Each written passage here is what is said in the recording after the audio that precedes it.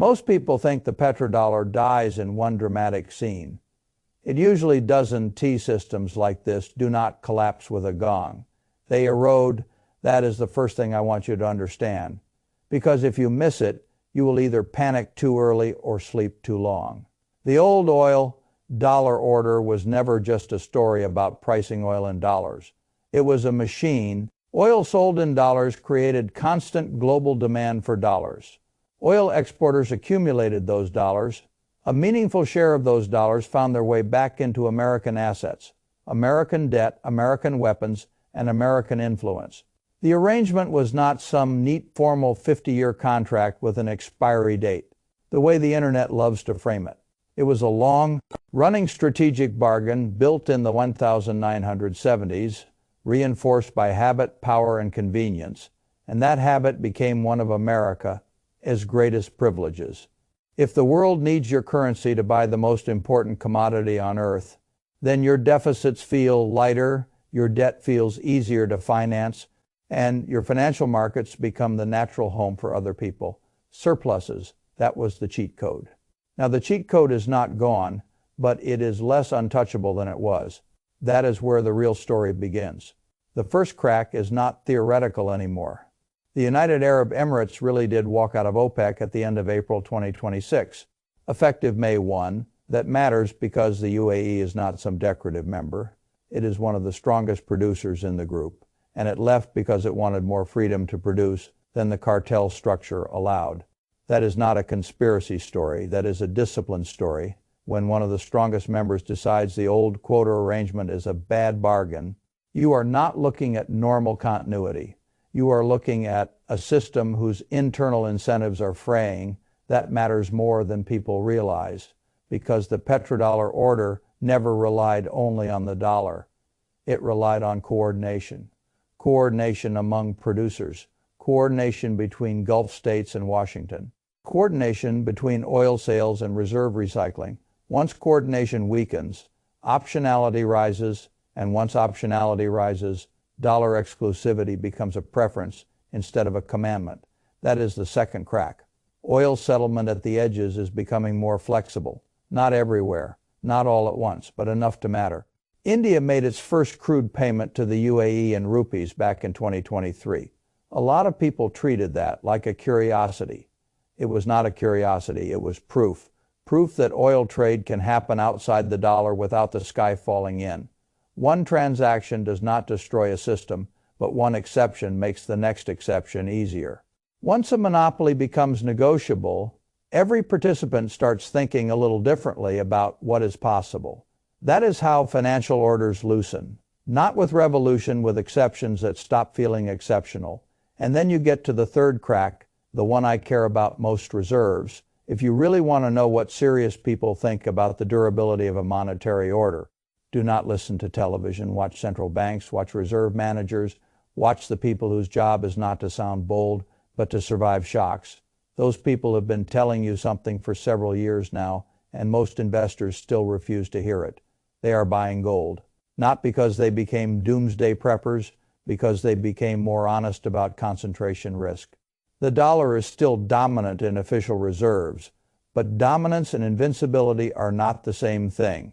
A reserve share can remain number one while still drifting lower. That is exactly what has been happening. And while that drift continues, central banks have been buying gold at a pace modern markets were not trained to expect, more than 1,000 tons a year since 2022. That is not decorative demand. That is institutional repositioning. Now ask yourself the adult question, why gold? Why not simply move from one paper currency to another? Because in a world that is getting more fragmented, paper comes with politics attached. Gold does not need trust in another country's deficits. Gold does not depend on somebody else's payment rails. Gold does not require a sanctions committee. Gold just sits there. That is exactly why it becomes more valuable when confidence in the old system becomes a little less automatic. This is where the source material you gave me was strongest. Not in the theatrical tone, in the structure. The three real forces here are dollarization, debasement, and diversification. De-dollarization does not mean the dollar disappears. It means more trade and more reserves. Begin moving outside the old default channel. Debasement does not mean hyperinflation tomorrow. It means a debt. Heavy system has every reason to let the real value of money carry some of the burden that explicit pain would otherwise have to carry. Diversification means exactly what any serious steward of capital should already know. If too much of your wealth depends on one issuer, one legal regime, one military umbrella, and one reserve system behaving forever the way it behaved before, your concentration risk is probably higher than you think. Gold fits all three. That is why gold has been acting the way it has, not because civilization ended, because institutions are repricing fragility. Now I want to be careful because this is where silly people get carried away. The dollar is not going to zero. The U.S. still has the deepest capital markets in the world. It still has the largest equity market. It still has legal depth, military reach, and financial infrastructure that no rival fully matches. So I am not telling you the throne is gone. I am telling you the throne is less unquestioned. And that is enough. You do not need instant collapse for portfolio logic to change.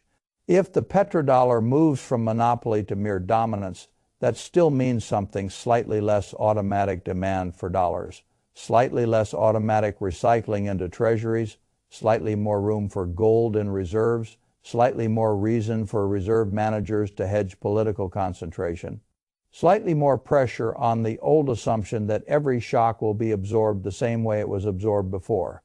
That is enough to matter, not in one quarter, over years. And that is exactly how serious money thinks, not in headlines, in long drifts. So how should a regular investor think about this? Not by trying to predict the exact death certificate of the dollar. That is a waste of time. Think instead in layers. First, understand what gold is and is not. Gold is not a productive asset like a great business. It does not invent. It does not compound earnings. It does not pay dividends. But that is not its job. Its job is different. Gold is monetary insurance. Gold is what serious institutions buy when they want something that is outside the liabilities of other actors. That does not make it magical. It makes it useful. Second, understand the difference between gold and gold miners. Physical gold, or a plain gold ETF, is a direct monetary hedge. A miner is a business with management, cost inflation, country risk, labor risk, geology risk, execution risk, and equity market risk. That means miners can outperform gold dramatically in the right setup, but they can also disappoint you in ways gold itself never would. Third, understand that this is not only about gold. A weakening petrodollar system should also change how you think about dollar concentration more broadly. It should make you more sensitive to reserve behavior. It should make you more aware of the relationship between chronic deficits and real purchasing power. It should make you less lazy about treating the post-1970s order as something that simply renews itself forever. That is the real gain, not one trade.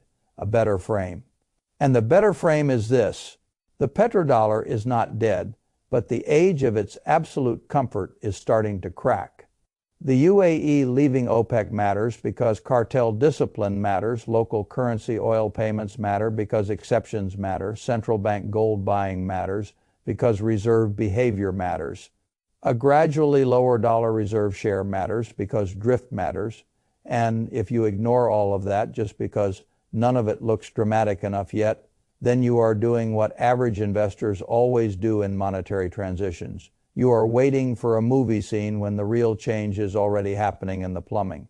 I would rather watch the plumbing. That is where the system tells the truth first. And right now the plumbing is telling you something very clear. The dollar is still the king, but kings can lose powers long before they lose the crown.